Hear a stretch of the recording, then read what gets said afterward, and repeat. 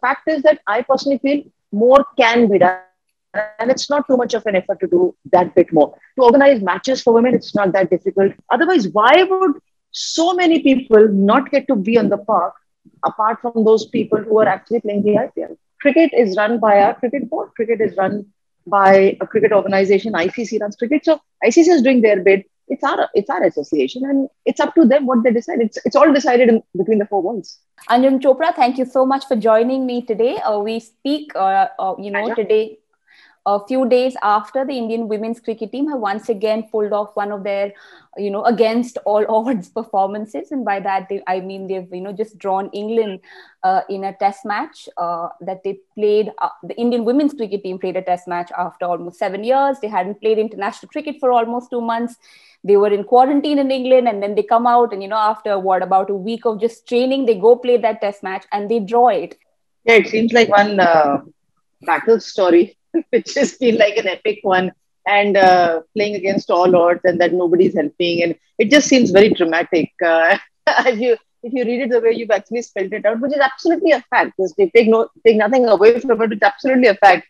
But it just seems like very dramatic story, which has all gone down well for the protagonist. So yeah, it's actually been like that. Yeah, I'll talk about the drama around everything that the women's team do or are not allowed to do in a bit, but just about some of the great performances that we saw in this one-off match. RANA, now playing for India after 5 years, becomes the first Indian male or female to score, pick up 4 wickets and also score a half century on her test debut.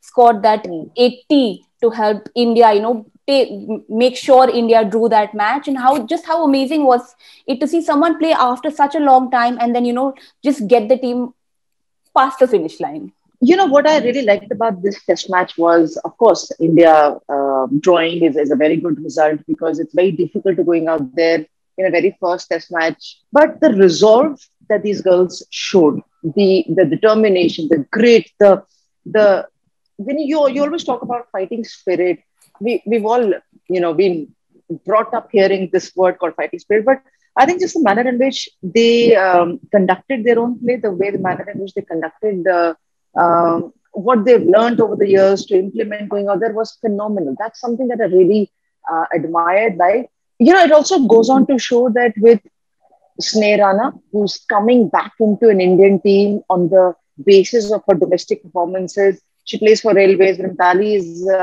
away on international duty, she captains the team. So she knows how to captain a team of professionals, because obviously Railways is a team of professionals.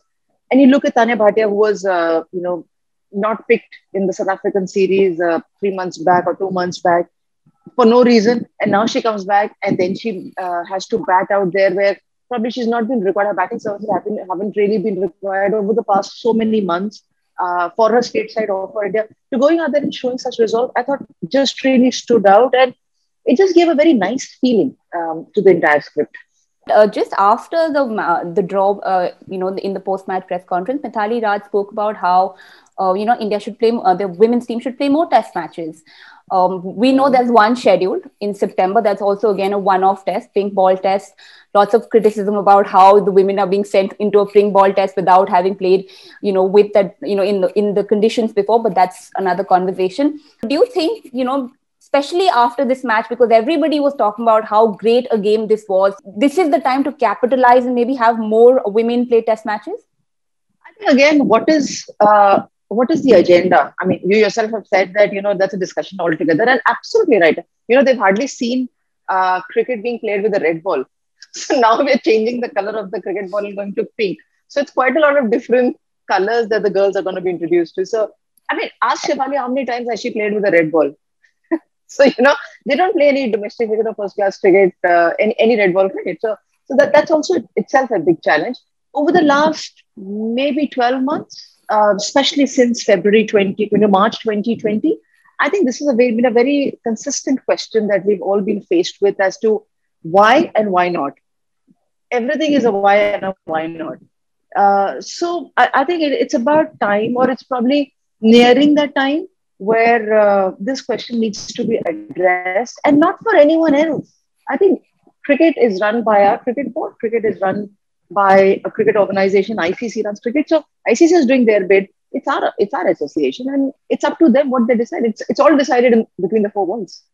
A more straightforward BCCI question from me now. During your time is also when you saw the transition of women's cricket come under the wings of the BCCI. But do you feel now a time has come for the board either to let women's cricket be, governed by another body if it is indeed coming out to be such a tough task as it is, if they couldn't organize a single match for the women's team for 12 months? Rather than organizing a body or setting up another committee or things like that, I think it's just about the decision making. It's just about the intent. The fact is that we all know, and I personally also feel that a lot more can be done with the kind of resources that we have in the country, with the kind of infrastructure, financial stability, everything.